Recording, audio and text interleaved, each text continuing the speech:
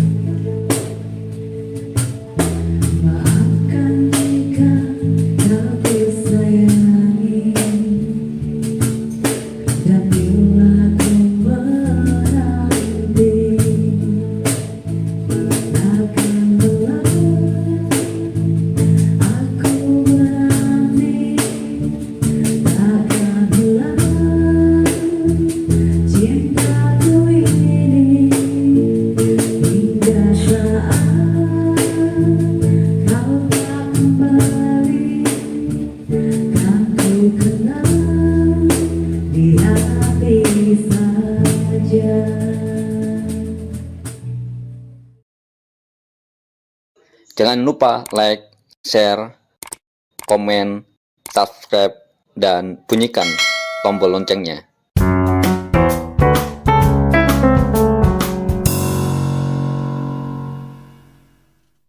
Assalamualaikum warahmatullahi wabarakatuh. Salam. Om Swastiastu. Nama budaya. Salam kebajikan. Semoga kita selalu dalam keadaan sehat walafiat. Sesuai doa dan salam agama kita masing-masing. Sahabat seperjuangan di seluruh penjuru tanah air, pelosok negeri yang kita cintai, Indonesia. Pada hari ini, saya berdiskusi dengan Bung Kahar Cahyono dalam sebuah renungan tentang bedah buku dengan judul Gagasan Besar Serikat Buruh. Ini bagian yang pertama, Bung Iqbal. Bagian pertama. Ya. Dan sudah dicetak 2 edisi. Kalau edisi udah dicetak hampir 6 ya, 6 kali tercetak. Ini buku mungkin udah hampir 150.000 lebih ya dibagikan, beredar. Tapi karena nggak dipasang di toko-toko Gramedia atau toko buku besar, ya beredarnya di kalangan anggota dan juga orang-orang tertentu, masyarakat tertentu. Buku ini juga diterjemahkan di bahasa Inggris. Ya. Dan sudah beredar. Betul. Nah, Kahar akan memimpin bedah buku ini. Silakan Bung Kahar. Ya, rekan-rekan semua, seperti yang disampaikan Bung Iqbal tadi, ada satu buku yang ditulis oleh Bung Said Iqbal, Gagasan Besar Serikat Buruh. Ini ada seri bagian yang pertama. Ada bagian yang kedua yang menceritakan tentang bagaimana perjuangan buruh itu menggolkan Undang-Undang BPJS. Nah, terkait dengan buku ini sebenarnya adalah rangkuman dari pemikiran Bung Said Iqbal dari tahun 2007 sampai dengan 2014. Jadi kalau tahun ya? Betul. Selama 8 tahun. Jadi kalau mau tahu jadi apa saya yang nulis juga tuh ya, 8 tahun ya. dipikirkan Bung Said Iqbal selama itu bisa di ini. Ada namanya Koran Perjuangan.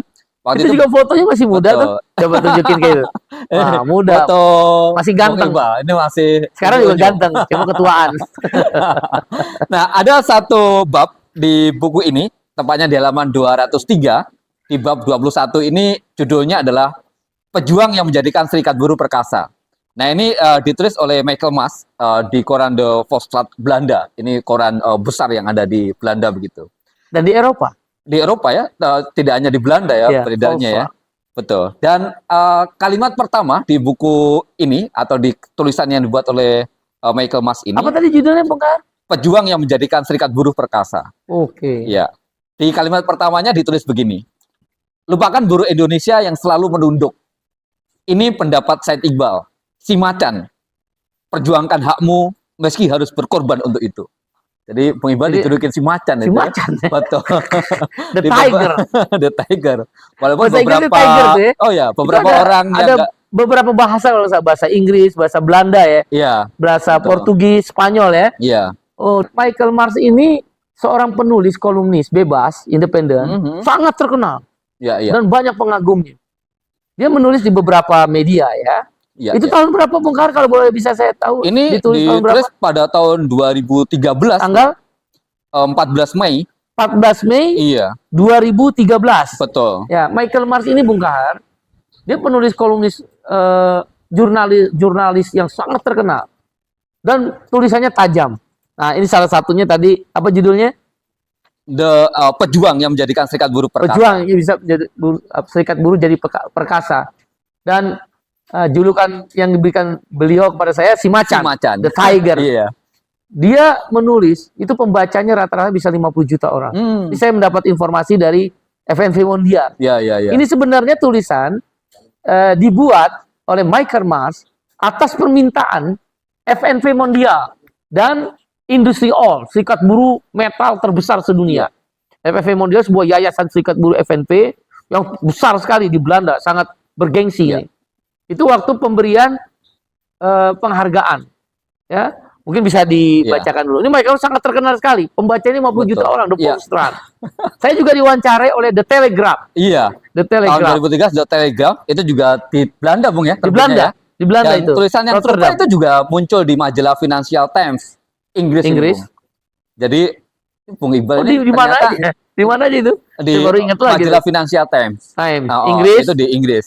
Telegraph. Oh, betul, di Telegram dan apa namanya? Telegraph itu di Belanda ya, Rotterdam. Oh, Ya? Telegram di Belanda. Telegram Betul. ya namanya. Iya. Telegram ya. Telegraph. Dan ini di Koran The Telegraph. Volkswagen. Itu di Volkswagen. Kalau kita menyebutnya, kalau kata mereka, Volkswagen itu kayak pos kota zaman dulu. Yang orang pasti baca pos kota, saking terkenal itu. Iya, iya. Kalau The Telegram, kalau kata orang istilah kompasnya gitu, kelas menengahnya gitu. Begitu ceritanya. Oke, Termasuk oke. Financial Times. Baik. Silakan Bung Kahar. Rekan-rekan, ini coba kita bacakan tulisan yang diterbitkan dari Belanda ini. Jadi baru semakin bangga begitu ya dengan pemimpin buruh Indonesia yang tidak hanya dikenal di Indonesia tapi juga di Eropa. Baik, saya akan bacakan. Pejuang yang menjadikan serikat buruh perkasa. Lupakan buruh Indonesia yang selalu menunduk. Ini pendapat Said Iqbal, si macan. Perjuangkan hakmu meski harus berkorban untuk itu. Ibunya Said Iqbal lah yang menumbuhkan semangat untuk berjuang melalui serikat buruh guna memperbaiki nasib kelas buruh. Ibunya bukan seorang yang militan, sama sekali tidak. Ibunya hanyalah seorang perempuan khas buruh Indonesia, bekerja sepanjang hari untuk menerima gaji yang tidak cukup untuk menghidupi keluarganya. Sebagai tambahan, ia menjual kue-kue kepada karyawan pabrik lainnya. Ia tak pernah mengeluh, selalu menerima apa adanya. Persis seperti orang Indonesia pada umumnya. Said Iqbal tidak seperti itu. Ia lulusan insinyur dan mendapat pekerjaan yang baik. Toh dia mendedikasikan seluruh waktunya untuk membangun pergerakan serikat buruh yang selama ini terpecah belah. Karisma dan sikap tanpa komprominya dalam memperjuangkan kaum buruh membuatnya tampil sebagai sosok pemimpin yang dikagumi. Si macan, julukannya, mampu melumpuhkan berbagai industri dengan satu kata saja. Pemerintah pun tidak bergeming saat Iqbal mengancam akan menggerakkan ratusan ribu pekerja turun ke jalan kalau harga BBM dinaikkan. Karena reputasi dan keberhasilan itulah, Iqbal meraih penghargaan untuk hak buruh dari FNV Belanda. Rabu ini dia berada di gedung pabrik Van Nel, nggak tahu benar apa setelah itu bacanya, di Rotterdam, untuk menerima Feb Elisabeth Velasquez The Union Award dalam Kongres FNV. Beberapa tahun yang lalu, adalah hal yang luar biasa jika ada demonstrasi buruh dengan lebih dari 50.000 orang. Saat itu, gerakan buruh tidak berdaya. Selama rejim Soeharto, tidak ada serikat buruh yang independen. Setelah Soeharto lengser, baru dibuka peluang untuk mengorganisir para buruh. Ratusan serikat buruh sudah dibentuk, walaupun anggotanya sedikit. Pada umumnya, serikat buruh sama seperti ibunya Iqbal. Tunduk kepada majikannya dan menerima gaji yang rendah. Tahun 2003, mereka untuk pertama kalinya meraih kemenangan. Undang-undang tenaga kerja yang baru, yang dianggap paling progresif di kawasan Asia. Bagi pengusaha menjadi sangat sulit untuk melakukan PHK terhadap buruh.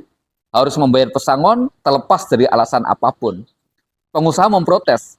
Kata mereka, itu mengusir investor internasional dan menghambat perekonomian. Mereka pun berusaha untuk menghindar dari undang-undang ini dengan merekrut pekerja kontrakan saja. Namun pergerakan buruh juga berhasil mematahkan praktek itu. Outsourcing dibatasi setelah serangkaian aksi buruh besar-besaran. Mengerasnya sikap serikat buruh secara garis besar terjadi karena Said Iqbal. Ia menjadi presiden FSPMI dan mengubahnya menjadi organisasi yang kuat. Dengan buruh-buruh metal inilah ia melakukan berbagai aksi yang keras. Sikap tegas militan ini akhirnya diadopsi oleh federasi-federasi buruh lainnya. Pasukan Gada Metal melakukan sweeping ke pabrik-pabrik dan memaksa buruh yang tidak mogok agar bergabung dengan yang mogok. Hal serupa dengan apa yang terjadi di gerakan buruh di Eropa. Belum lama Said Iqbal terpilih sebagai presiden KSPI. Impian saya adalah menyatukan seluruh serikat buruh, katanya, agar kekuatan mereka diperhitungkan. Jelas, mereka sudah menjadi diperhitungkan. Aksi-aksi mogok dan demo-demo massa sudah menghasilkan kenaikan UMP yang mencapai 40% tahun ini. Gebrakan dari keputusan ini mirip dengan sewaktu Undang-Undang Tenaga Kerja diloloskan. Sekali lagi, pihak pengusaha memprediksi investor asing akan berbondong-bondong meninggalkan Indonesia. Khususnya perusahaan-perusahaan padat karya akan gulung tikar. Iqbal cuek saja dengan ancaman ini. Ia menyatakan dia tidak peduli dengan efek-efek asingnya terhadap ekonomi. Dia hanya peduli dengan kesejahteraan buruh. Mereka harus mendapat gaji yang layak, hidup yang layak, pensiun dan jaminan kesehatan yang layak. Kalau semua itu terlalu mahal bagi pengusaha, itu bukan urusannya. Iqbal tidak takut kepada pengusaha maupun pemerintah. Dia tidak menghiraukan ancaman-ancaman yang ditujukan kepadanya. Ia bersikukuh kepada gaya-gaya aksi yang militan. Karena menurutnya, aksi keras adalah satu-satunya cara agar didengar. Ini memang harus dilakukan. Keadilan tidak datang begitu saja, tetapi harus diperjuangkan, kata Iqbal. Pada 1 Mei 2013, 1,5 juta buruh turun ke jalan. Pada hari buruh ini mereka menunjukkan wajah baru gerakan buruh yang militan. Ribuan pasukan dengan baju hitam merah berbaris, seakan-akan tentara di tengah-tengah Jakarta. Pandangan yang menyeramkan, dan itu memang maksudnya. Said Iqbal menegaskan setegas-tegasnya bahwa gerakan ini tidak politis dan tidak akan terlibat dalam pertarungan politik. Gerakan buruh tidak boleh dipolitisasi. Kalau terjadi, mereka akan kehilangan tujuannya. Namun kekuatan dan politik sulit dipisahkan di Indonesia, kata Iqbal. Iqbal pun suatu saat akan dibenturkan dengan kenyataan itu, tulis The Jakarta Post dalam satu komentar. Dalam waktu dekat, kalau belum terjadi, gerakan buruh akan menjadi salah satu pusat kekuatan politik. Itu yang disampaikan oleh The Jakarta Post. Kalau benar terjadi, itu adalah keberhasilan satu orang, Said Iqbal. Itu berhenti sampai di situ, Bung. Tapi ini ada catatan yang ditulis dalam buku ini. Jadi catatannya, tulisan ini terbit di The Volkskrant Belanda pada hari Selasa 14 Mei 2013. Jadi ini 13 hari setelah 1 Mei yang diceritakan itu. Diterjemahkan kembali dalam bahasa Indonesia tanpa merubah maksud dan arti. Tulisan ini dengan isi dan tanya jawab yang hampir sama juga dimuat di koran The Telegraph Belanda tahun 2013, majalah Financial Times di Inggris yang wawancaranya dilakukan di Jakarta juga pada tahun 2013. Dan juga menjadi materi diskusi dalam talk show yang diliput beberapa radio dan televisi internasional, mulai dari Uni Eropa, Rusia, Jerman, Korea, dan lain-lain di Berlin, saat menjadi pembicara dalam Kongres Konfederasi Serikat Pekerja Seluruh Dunia, ATUC, tahun 2014. Bu Iban juga dalam kongres ini juga ngomong soal ini. Dan untuk lebih mendalami tulisan ini, pembaca dapat menonton film The Working Class Heroes. Ini ada di YouTube yang sudah ratusan ribu orang yang menonton film The Working Class Heroes. Ini yang dibuat oleh FNV Mondial juga tahun 2013. Apa yang Bung ingat ketika tulisan ini dibacakan kembali, Bung Iqbal? Jadi Bung Kahar, apa yang dibacakan Bung Kahar itu ditulis oleh saya tahun berapa tadi? 2007. 2007. Iya, bukan 2013. Bung. 2013. Tulisan ini bukan tulisan saya, Betul. tapi ini adalah tulisan dari seorang jurnalis terkenal sekali di Eropa, Michael Marsh namanya. Dan Volkskrant itu dibaca oleh 50 juta pembaca di seluruh Eropa. Memang basisnya adalah di mana, di Belanda, ya. Dan juga The Telegram, The Telegraph itu juga dibaca oleh jutaan orang Eropa ya. Marx ini sangat terkenal sekali. Jadi dia yang menulis. Dan saya tidak pernah diwawancarai oleh Michael Marx, tidak. Dia menulis berdasarkan berbagai referensi. Memang ada yang media dari Eropa waktu itu saya lupa, memang datang kepada saya untuk mewawancarai tentang kehidupan pribadi saya terkait dengan perjuangan kaum buruh. Marx memberikan julukan memang The Tiger ya. Si macan. Si macan.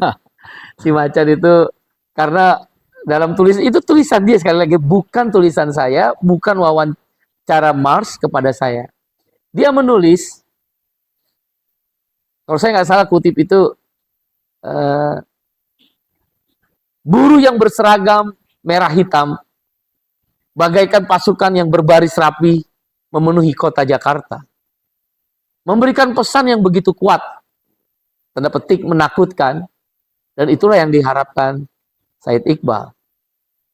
Dan Jakarta Post waktu itu ditulis oleh Maksi Jabat, wartawan senior Jakarta Post. Taking militan, ya, mengambil jalan militan. Memang Maksi Jabat menulis dalam The Jakarta Post yang kemudian dikutip oleh Michael Marx. Itu adalah pesan yang kuat untuk memberikan rasa ketakutan tanda petik pada pengusaha-pengusaha nakal. Disitulah ada seorang Said Iqbal yang membuat Serikat Buruh menjadi perkasa. Itu ditulis oleh Maksi Jabat. Jakarta Post yang kemudian dikutip ulang oleh Michael Marx. Yang saya sangat terharu dari buku ini adalah memang para wartawan-wartawan internasional ya dari luar negeri, wartawan asing, baik Michael Marx, kemudian juga Financial Times, ya, dan juga ada beberapa televisi seperti Arte dari Prancis, ya, kemudian juga NHK, News Straight Times, dan beberapa yang lain, Dutch Welle dari Jerman, Al Jazeera. Memang saya bercerita siapa orang yang mempengaruhi saya sebagai pemimpin buruh yang oleh Marx disebut si macan, the tiger. Orang yang sangat mempengaruhi saya itu memang ibu saya. Dan tentu istri saya. Dua perempuan hebat yang mempengaruhi saya. Saya ingat benar ketika masa-masa sulit ayah dan ibu saya. Dari orang berada, kemudian ya namanya hidup berputar. Ibu saya sempat bekerja menjadi buruh pabrik di Sentex kalau saya nggak salah, atau SCTI, saya lupa. Pokoknya di antara dua perusahaan itu. Saya ingat sebelum pergi ke pabrik ibu saya itu pintar masak ya, penyayang sama suami saya, sama anak saya. Pokoknya tidak akan saya temukan lagi dua orang perempuan yang sangat mempengaruhi saya itu, ibu dan almarhumah istri saya, Ika Liviani. Dia memberi kue bola-bola memang. Saya waktu ditanya dan dijual ketika sebelum masuk pabrik. Saya ingat sekali, saya juga kerja di satu perusahaan multinasional company yaitu Panasonic. 30 tahun saya bekerja, tapi sekarang sudah keluar mengambil pensiun muda. Teman-teman buruh itu kalau pagi kan nggak ada sarapan ya. Sehingga dia membawa kue, para perempuan-perempuan, buruh-buruh perempuan itu, dia membawa kue, ada yang membawa nasi uduk. Memang serikat pekerja di tingkat perusahaan, saya sebagai ketua memberi tempat untuk mereka atas izin perusahaan untuk berjualan. Tapi begitu 10 menit sebelum masuk kerja, dia harus ambil, dirapihkan belanja, dan rata-rata raku. Itu menjelaskan memang pekerja perempuan itu tangguh sekali. Seperti ibu saya. Dia mengajarkan tentang kesopanan. Saya ingat benar, misal bagaimana ibu saya mendidik saya, pekerjaan saya itu dua. Dari mulai saya SD kelas 6 lah ya. Satu, nyapu rumah. Nyapu depan rumah setiap hari sampai saya SMA kelas 3, bahkan kuliah tingkat 1. Nyapu rumah tuh.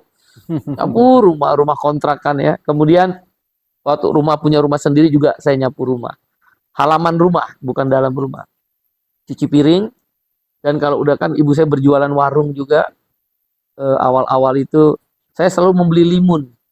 Jadi antara rumah saya ke daerah Cililitan itu beli limun. Dan kalau sudah siang pulang sekolah itu saya disuruh antar makanan rantang buat ibu saya pintar masak, luar biasa. Kepada apa namanya orang-orang yang memesan makan Iya, iya. siang, istilahnya rantangan ya, kepada rumah-rumah memesan, beberapa rumah. Disitulah saya cerita kepada beberapa media asing itu yang melatar belakangi mengapa saya kuat sekali terhadap buruh. Saya nggak pernah gentar, memang ditulis oleh Mars itu, tapi Mars mengambil sumber lain ya. Iya, iya, iya. Saya nggak pernah gentar memang terhadap itu. Dan kita tahu ketika kita mendirikan FSPMI, Federasi Serikat Pekerja Metal Indonesia, dan apa namanya belakangan Konfederasi Serikat Pekerja Indonesia KSPI bersama kawan-kawan semua, kita tahu bahwa aksi adalah pilihan, bukan sebuah sekedar tambalan. Karena kita berkeyakinan dengan aksi itulah perhatian akan ada dari pemerintah maupun kelompok pengusaha. Dan akhirnya kan terbukti. Mars juga mengutip itu. Yang kemudian makanya saya berikan penghargaan pemimpin buruh terbaik sedunia. Pemimpin buruh dan HAM terbaik sedunia. Tapi yang mengusulkan seorang Said Iqbal itu bukan FSPMI atau KSPI. Yang mengusulkan dulu namanya International Metal Workers Federation. Atau sekarang namanya Industry All. Federasi Serikat Buruh, metal, elektronik, otomotif, pertambangan, tekstil, garmen, sepatu sedunia, raksasa. Ini serikat buruh terbesar sedunia untuk federasi. Ya, ya. Ya, kalau konfederasi namanya ITUC. Nah, di situ mereka mengusulkan karena perjuangan serikat buruh Indonesia itu sangat luar biasa.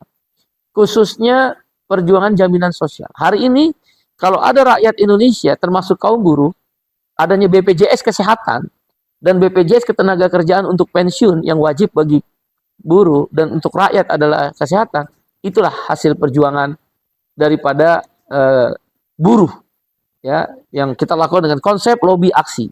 Belakangan kita menjadi politik. Konsep lobby aksi dan ditambah dengan politik belakangan dengan mendirikan atau menghidupkan kembali Partai Buruh yang didirikan oleh almarhum Profesor Dr. Mokhtar Papahan.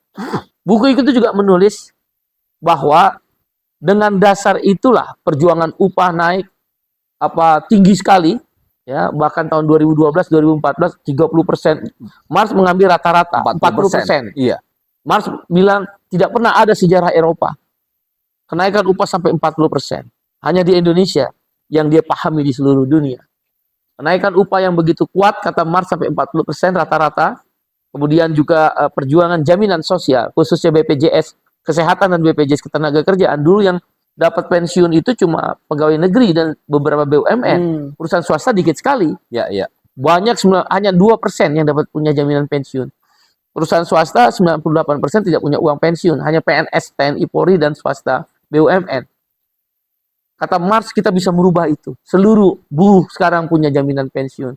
Seluruh rakyat Indonesia mendapat jaminan kesehatan. Jaminan sosial adalah menjadi tujuan utama. Yang saya memang sangat terharu tentang cerita ibu saya itu. Itu yang membuat saya memang menjadi kuat. Dan Mars juga mengatakan bahwa buruh tidak lagi menunduk. Ya. Kan kita ingat sekali kalau di PHK di sini, gitu ya. diancam PHK, ketakutan. Mau berjuang upah, nanti kita di PHK nggak ya? Mau mogok kerja karena untuk berjuang kenaikan upah, berjuang untuk melawan outsourcing, berjuang untuk jangan ada buruh perempuan diperlakukan seksual harassment atau kekerasan seksual di tempat kerja, itu ketakutan semua. Terutama di garmen tekstil. Ancaman PHK adalah momok yang menakutkan. Pesangon yang murah, bahkan tidak dibayar pesangon. Itu adalah cerita tentang gerakan buruh pada masa-masa Orde Baru zaman Pak Harto dan masa awal-awal reformasi. Dan itu tidak berlaku untuk seorang Said Iqbal kata Mars. Ya, memang kita di FSPMI awal-awal, belakangan KSPI terus berakhir bergabung dengan Serikat Buruh, kita membangun KAJS, membangun Partai Buruh, itu tidak ada lagi kata menunduk. Lupakan itu. Mars menggunakan apa? Coba dikutip lagi yang gitu. Mars kan mengutip, dia lupakan itu. Dia mengatakan begini, lupakan buruh Indonesia yang selalu menunduk. Ya. Ini pendapat Said Iqbal, si macan, perjuangkan hakmu meski harus berkorban untuk itu. Iya. Jadi kita terimalah kritik dari berbagai orang yang mengatakan tukang demo, tukang nuntut. Tapi sadarkah mereka Dari tuntutan dan demo orang-orang kecil inilah pemerintah kemudian berubah. Pengusaha kemudian juga membuka ruang dialog. Iya, kalau nggak ada demonstrasi, nggak ada kenaikan upah 40%. Kalau nggak ada demonstrasi, nggak ada undang-undang BPJS. Kalau nggak ada demonstrasi, outsourcing yang waktu itu merajalela, kita menggunakan istilah gerbek pabrik, itu juga gerakan demonstrasi. Itulah yang menjelaskan bahwa kita tidak boleh berhenti. Yang saya berulang-ulang, walaupun Benar. harus berkorban. Berkorban dihina orang, dibully orang, difitnah orang, direndahkan orang, bahkan meninggalkan keluarga. Bahkan sering kita jumpai beberapa kali terlindas truk pulang dari Iya, aksi, menjadikan sekali ya. menyedihkan sekali. Bukan sesuatu yang mudah. Niat baik pun akhirnya dicerca orang. Ya, kita harus sabar. Ya. Tadi tanpa demonstrasi, apakah ada BPJS? Tidak ada. Kita ingat banget 28 Oktober 2011. Iya. Di depan gedung DPR sampai jam 1 pagi kita bertahan. Dan akhirnya selesai. Ribuan aksi kita galang. Kalau tanpa aksi, apakah JHT bisa didapatkan setelah PHK? Kan mau diberikannya nanti kalau masa tua. Kan waktu itu begitu jaminan hari tua atau JHT. Tapi dengan demonstrasi berubah. Tanpa demonstrasi, upah kita nggak akan naik. Tentang ada sebagian kecil orang yang berpendapat demikian, itu yang saya bilang pengorbanan hati. Pengorbanan perasaan. Media asing menangkap benar itu. Termasuk Michael Mars menulisnya. Iya. Jadi itu tulisan Michael Mars yang kita masukkan dalam buku Gagasan Besar Serikat Buruh. Karena itu Bung Kahar, buku ini seperti merefleksi ulang. Bahwa perjuangan itu membutuhkan waktu yang panjang. Dan komitmen serta konsistensi. Pada waktu itu saya berpendapat tidak boleh ada politisasi. Tapi seiring waktu. Kemudian kita sadar, kesadaran kelas. Bahwa kami adalah kelas pekerja, we are the working class. Bahwa perjuangan tidak boleh berhenti gerakan buruh di sosial ekonomi. Tapi perjuangan adalah mulai menggalang kekuatan buruh di sosial politik. Yang tadinya konsep lobby aksi menjadi strategi kelas, maka kita sadar benar menjadi politik. Politik adalah tentang bagaimana memastikan apa yang menjadi perjuangan kaum buruh juga bisa diselesaikan di parlemen. Kalau kita berkunjung ke seluruh dunia, misal saya pergi ke Diet, parlemennya Jepang, Rengo, Konfederasi Serikat Buruh Jepang terbesar di Jepang, dia ada pendukung perjuangan DPJ, Democratic Party of Japan. Kesadaran kelas daripada buruh-buruh Jepang yang secara umum mempunyai tingkat kesejahteraan yang lebih baik di atas rata-rata buruh-buruh di dunia. Tapi mereka memerlukan strategi perjuangan politik melalui DPJ. Disitulah undang-undang dibuat, aturan-aturan dibuat. Kalau kita punya partai kan seorang gubernur bisa dipanggil oleh DPRD provinsi ketika memutuskan upah murah. Atau tidak menaikkan upah yang pernah kita rasakan 3 tahun. Ya. Atau mengapa perusahaan raksasa multinasional company outsourcing. Atau kalau terjadi perusahaan besar mem-PHK sembarangan. Parlemen adalah jalan yang konstitusional untuk memanggil perusahaan itu. Mereka punya hak inisiatif, hak bertanya. Mereka mempunyai hak angket. Parlemen ini hak untuk menginvestigasi. Misal satu perusahaan PHK 10.000, kita turunkan tim investigasi. Kita minta dari partai yang ada. Kalau di Jepang DPJ, kalau di Amerika Partai Demokrat, AFL-CIO, Konfederasi Serikat Buruh Jepang, Serikat Buruh Amerika, dia mendukung Partai Demokrat. SPD, Partai Sosial Demokratnya Jerman, itu didukung oleh DGB, Konfederasi Serikat Buruh Jerman. Ya, ya. Kongres Serikat Buruh Inggris pendukung utama Labour Party atau Partai Buruh. Di Amerika Latin CUT Brazil, Konfederasi Serikat Buruh Brazil pendukung daripada Partidos dos Trabalhadores. Partainya Lula da Silva yang sekarang jadi presiden, Partai Buruh. Begitu pula di Skandinavia, Norwegia, Finlandia, Islandia, Swedia, Denmark, 5 negara Skandinavia itu seluruh Konfederasi Serikat Buruhnya adalah pendukung utama daripada daripada Partai Sosial Demokrat. Australian Confederation Trade Union, Konfederasi Serikat Buruh Australia, pendukung utama daripada Australian Labour Party atau ALP. Begitu pula di belahan negara-negara yang Eropa yang lain, termasuk di Selandia Baru, di Asia. Serikat Buruh India bisa pendukung utama Partai Kongres. Jadi saatnya Indonesia, saya rasa, ke strategi yang keempat, konsep lobby aksi masuk yang keempat. Cerita tentang apa yang ditulis oleh Marx adalah cerita bagaimana kita berproses tahap demi tahap. Nggak apa-apa kita dimaki orang, dicaci orang, dibully. Orang yang membuli itu menikmati kenaikan upah. Padahal dia membuli kita. Iya, betul. Orang yang membuli itu memfitnah kita, terutama memfitnah saya dari hari ke hari. Saya terasa sekali. Ajaran ibu saya itulah yang membuat saya kuat. Bahwa orang kecil itu memang harus ada yang membela. Bahwa orang kecil itu harus dibangun kesadaran tentang dirinya. Bahwa orang miskin itu bukan sebuah kutukan dari Tuhan. Dia adalah tentang bagaimana kita meyakinkan mereka berjuang bersama. Orang yang membuli, memfitnah, seperti kita dibikin makan enak di saat aksi, itu kan jelas fitnah. Cium tangan dengan salah satu capres, itu kan berlebihan. Adab dikaitkan dengan politik yang subjektif sekali. Ketika kita turun aksi, dibully habis-habisan. Tapi mereka menikmati. Saya yakin di kantong mereka, di saku mereka ada kartu BPJS. Dan itu hasil perjuangan. Dan itulah hasil buruh. perjuangan kaum buruh. Itu yang Marx ingin cerita.